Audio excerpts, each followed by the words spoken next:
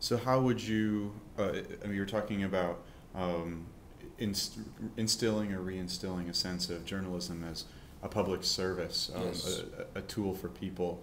Um, how would you then go about instilling that in journalists? I mean, what do you think Well, would be a good way I to do that? personally believe that the easiest way to go about this is to make use of the available tools, especially new tools out there that are less expensive and very easy to use to begin to challenge traditional media. And some of the ways to do it is if you're a good journalist and you write for a newspaper that doesn't want to publish your good stories, you can start a blog.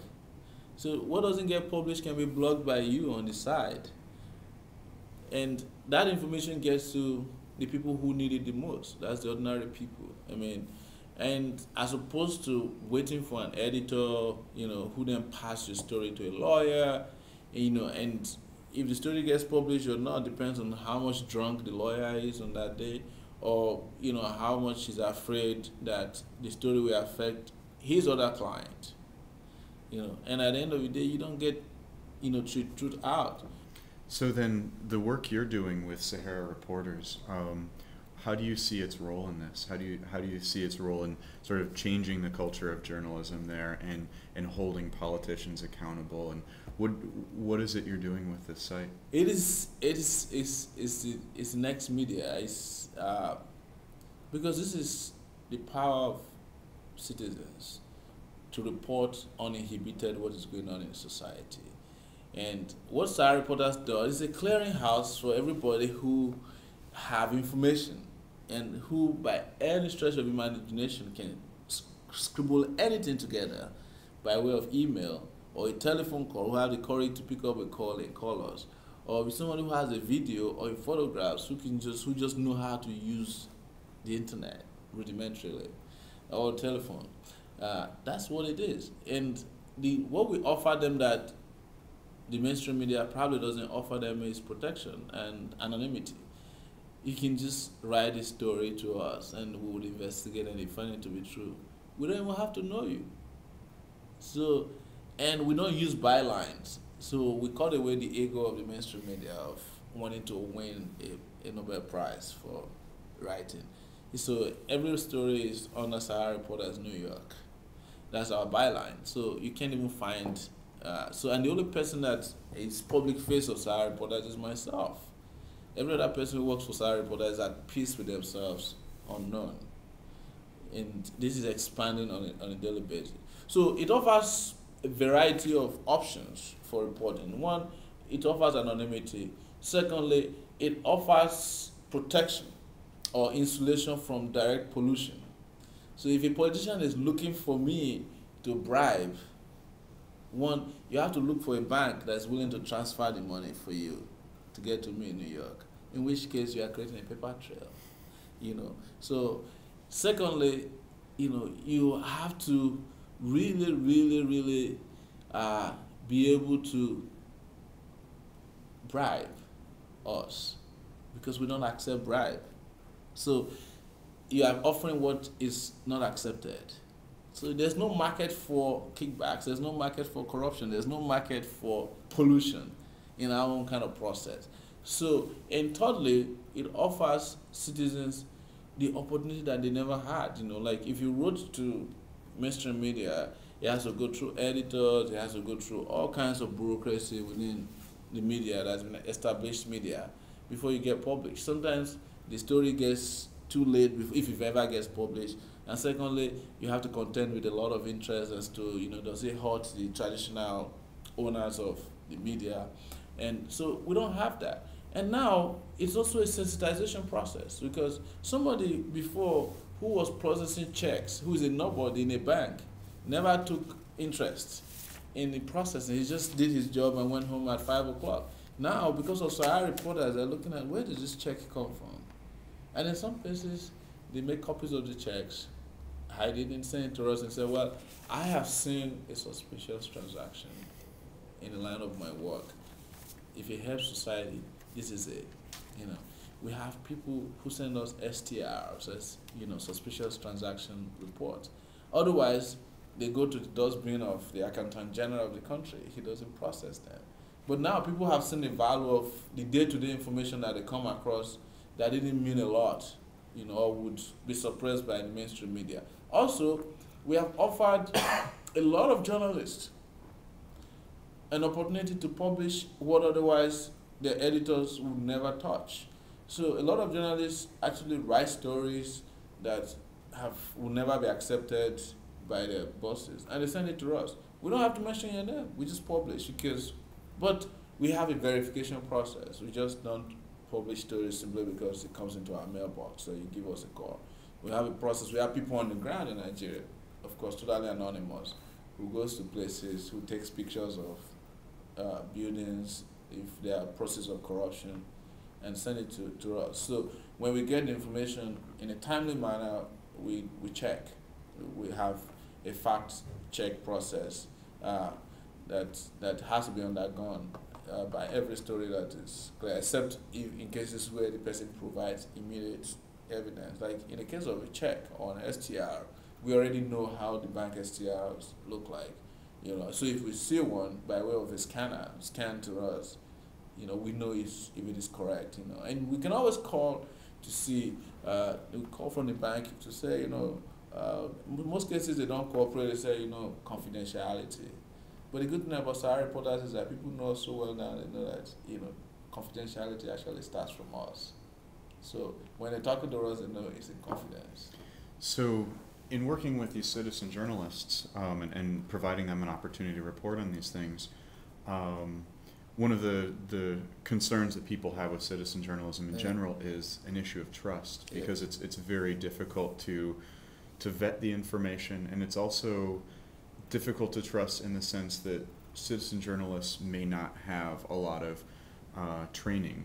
They may not really have gone through the training of like the ethical issues that they face as journalists, things like that. So how do you overcome that? Well, it is not, what I say is that as citizens, we first of all must have interest in making society a better place. And what are our ethics? They are the rules that makes the society a better place, So instead of the ethics of maybe a lawyer because of his own personal interest or because of his legal training, thinking that certain stories should not hit the surface, we have lawyers who are public interest lawyers who will consider the interest of the public as opposed to the interest of the person we're writing against. And that is where the ethics starts. It's just the morality of it all, that the society must be a better place. And this is a media movement. It's a movement that uses media as a way of reaching out and reforming society, changing society. So if, for example, and I keep saying this, if citizen journalists were as bad as the professionals want us to believe, how come every mainstream media incorporates citizen journalists into their work? Now, I think it is not true that they don't trust them. They actually trust them more. It's only that they just want to keep the citizen journalists in abeyance, such that they don't come and compete with the mainstream media. Because like I said, the mainstream media, beyond being a very, very lucrative, in some cases, especially in the West, practice, it's also a fraternity. So there's an issue of like, if everybody's a journalist, then Katie Couric is out of her job, because you can just multiply CBS on YouTube every night, and that is already happening. And you find out that even in this time and around, I want you to pay attention to something in the U.S. At the end of this election year cycle, something would have happened, a revolution. I don't care who wins. It is the power of citizen reporting. Some of the best information that is available on either of the candidates did not come from 60 Minutes. They came from just regular Joes who upload stuff on YouTube, who upload stuff on blogs. All right? So This is the era of citizen journalism. It's their time. Their time has come. So those people who are complaining about training should also understand that most of the citizen journalists themselves underwent training. They went to college, you know, and they should understand that, like I said, they have to differentiate between being trained to be a journalist, and having the guts to be one.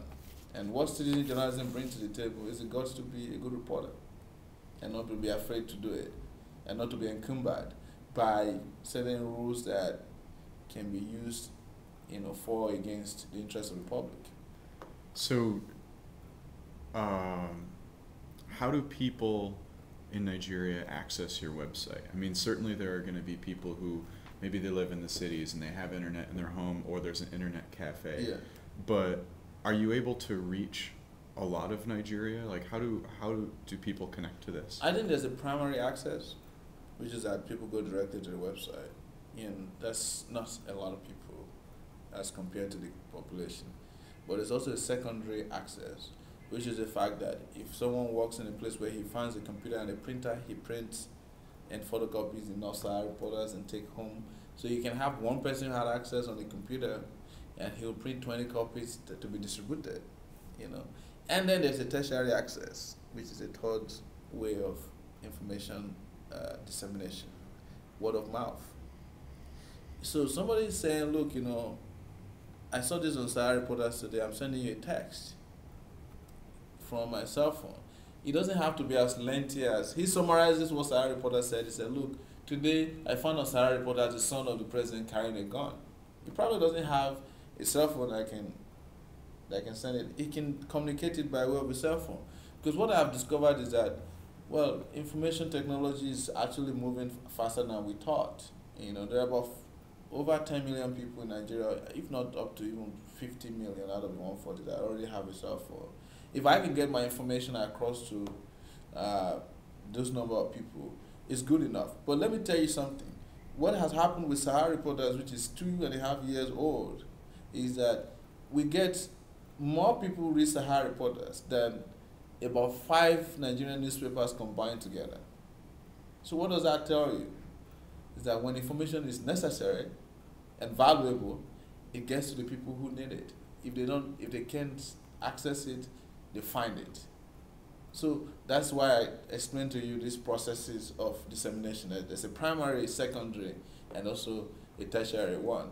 And of course, traditional African societies are very good at the tertiary one. It's like, there's a way that codes are used, even where they are afraid to tell the direct stories, to say, look, this is what information I has gotten, and so it gets to where it needed. It's most needed. One thing I found out in Sahara Reporters, with my experience in Sahara Reporters, is that the northern part of Nigeria is regarded as very backward and underdeveloped generally, because it's enough and it's dry, there are no resources there. But the bulk of our users actually come from the north. So what does that tell you? Is that this arid part of Nigeria, the desert of Nigeria, there's an oasis of people who want information. And lastly, it's not as bad as we think. Yahoo has 5 million users in Nigeria. Yahoo. People who have Yahoo accounts. So if 5 million people are logging onto Yahoo every day, we hope that we can get half of that, in the next 1 or 2 years. So what do you think changes in Nigeria if people start thinking of themselves as journalists? If citizens of Nigeria start thinking, I am a journalist? Well, it will change the government almost instantly. I told you earlier that the Nigerian government is mostly afraid of information getting out. If everybody turns to be a journalist and a reporter, or a reporter, they know that there's no holding the country back anymore with information, with hoarding information. And the moment you remove the veil off of the face of genuine information, a lot of practices in government in Nigeria will collapse like a pack of cards. What is holding, the oil industry together in terms of corruption in Nigeria, what is keeping them safe and protected, is that nobody has access to information. If they are afraid that some of their workers can also be moonlighting as citizen reporters, and that the information about how much they pump can get out there, like it has happened on Sahara Reporters, well, they have no option then to just say, look, this is how much we publish, because already it is no longer, it has no value hiding it, because people are reporting it. People who know what is happening on the ground, they are reporting it. And I've seen this because this is something I've experienced in the last 2 years. We could write a small story about corruption somewhere. 30 minutes after, more people who know what has been going on, things that we haven't touched, keep sending information. By the time we write the next story, it encompasses more than we even thought we could get. And that has led to impeachment of governors that's never happened before. It's led even the government to arrest government officials that otherwise they wouldn't touch. And maybe for that 1 second of intervention or interruption of corruption process, you've saved a lot of money and you've saved lives. But I'm saying that there's a way this can happen in an organized fashion, such that everybody will just, like I said, I want to see it become a movement as opposed to being media.